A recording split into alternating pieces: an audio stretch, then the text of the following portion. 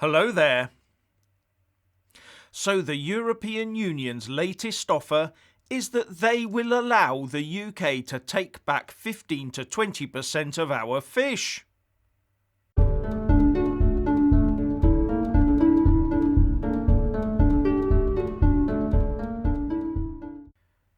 Firstly, please subscribe and like this video to give my channel a boost, and I'm always uploading new content, so please do check back daily, and a big thanks to my Patreon and PayPal supporters.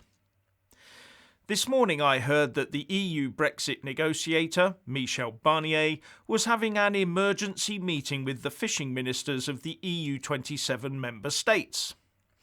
And this was to get them to compromise on their demands that the UK surrender and hand over the vast majority of our fish stocks to them.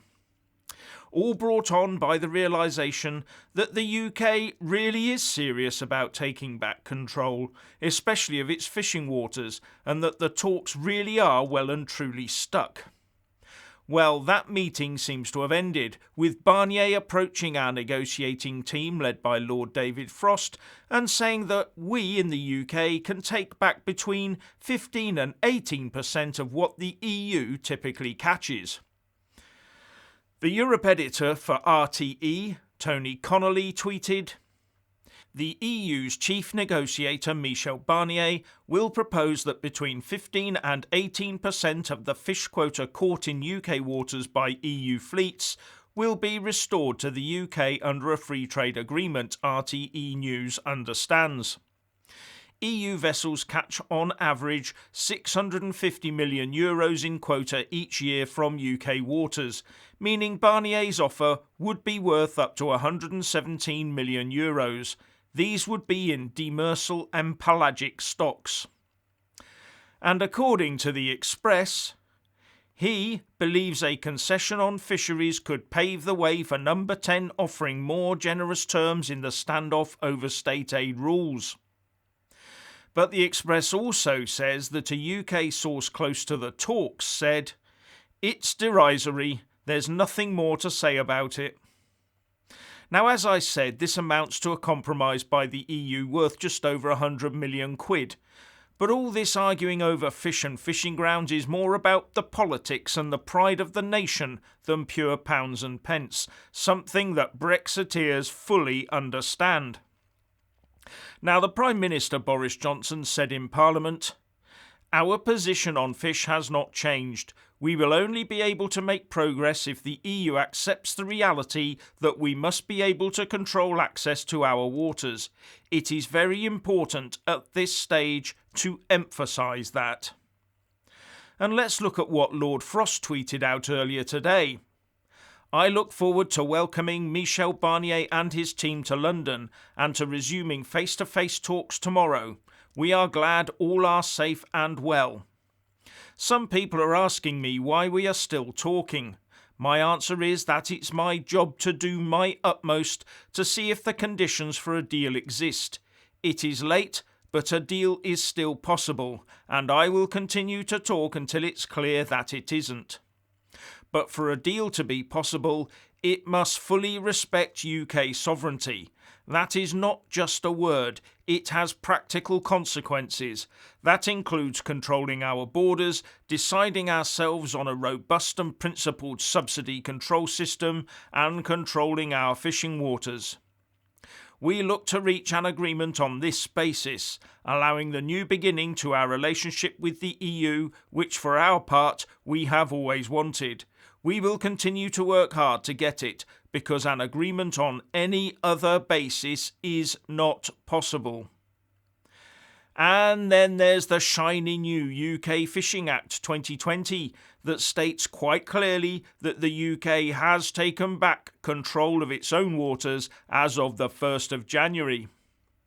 And when facing Holyrood's Environment Committee, the UK Environment Secretary George Eustace said, "You can take a horse to water, but you can't make it drink. And if the EU are reluctant or unwilling to do a tariff-free trade agreement, then we would as a country have to review what our response to that would be." Now, the immediate answer to no offer of a free trade agreement from the European Union must either be for the UK to capitulate or to go for no deal. And without one side or the other rowing back from their position, then no deal is the default position. There would be no thinking about it. And as Eustace talks about us considering our position in the face of no offer of an FTA and no sign yet of a compromise from the UK government, then we could be looking at the UK making a decision as to whether to ditch the withdrawal agreement and Northern Ireland Protocol altogether. The Environment Secretary also told the committee that extra sea patrols were being conducted in the run-up to the end of the Brexit implementation period, just in case Brussels thinks it can ignore the UK right to take back control of its waters.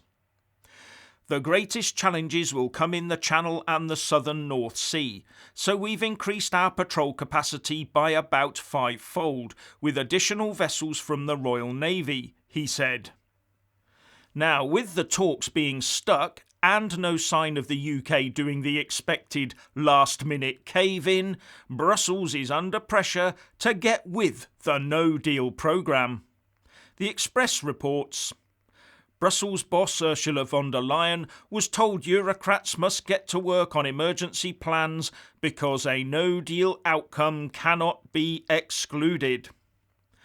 And this was triggered by Michel Barnier telling EU27 ambassadors that a deal with the UK was impossible unless Boris surrenders fishing and state aid rules to Brussels.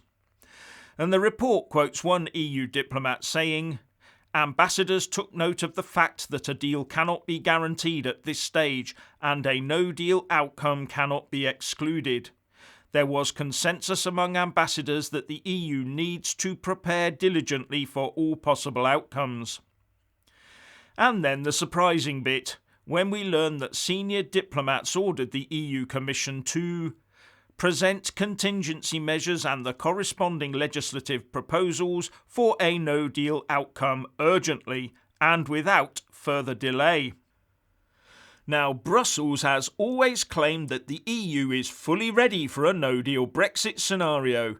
It says it has written loads of instructions and stuff. In that case, why are these EU ambassadors demanding that EU commissioners get to work on no-deal planning now? Could it be that they've done minimal work on this? That they've believed all the Remain talk that the UK will have to buckle at some stage? Were they led into believing that they had the UK over the proverbial barrel and could dictate terms as they saw fit? Were they misled into thinking that real no-deal planning was completely unnecessary for them because the UK would eventually come to heel? Has the SNP crew led by Sturgeon had a detrimental effect on the talks by talking to Barnier and his team, as Michael Gove, the Minister for the Cabinet, claimed in his letter to Michael Russell? Detrimental in that it led Brussels into thinking they could keep playing hardball and Boris would blink. Does the EU still think it can dictate our sovereignty away?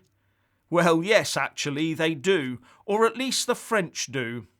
The Guardian reports, the French government has urged Michel Barnier not to be intimidated in the Brexit standoff with Downing Street, as his British counterpart hinted at pressure on him to end the talks.